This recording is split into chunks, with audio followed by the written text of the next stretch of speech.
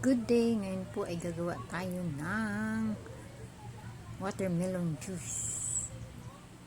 Napakasustansyang prutas, refreshing, at masarap siya inumin sa panahon ngayong mainit.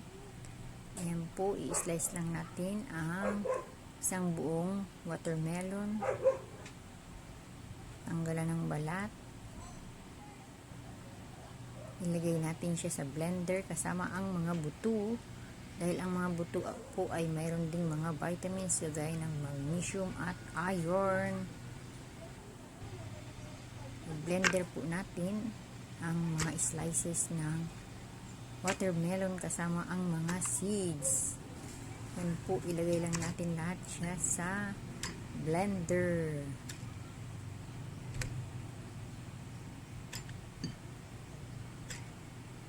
Tuloy-tuloy lang po ang paglagay.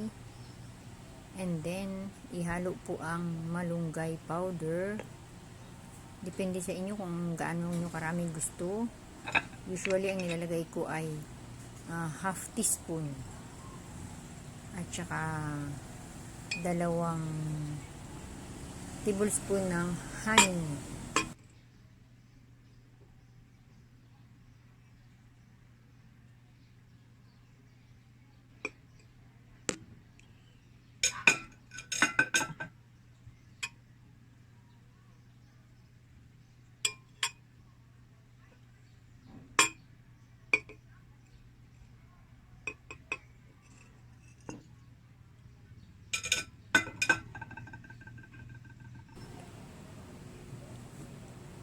Tapos, paglagay nun ay i-blender mo na siya.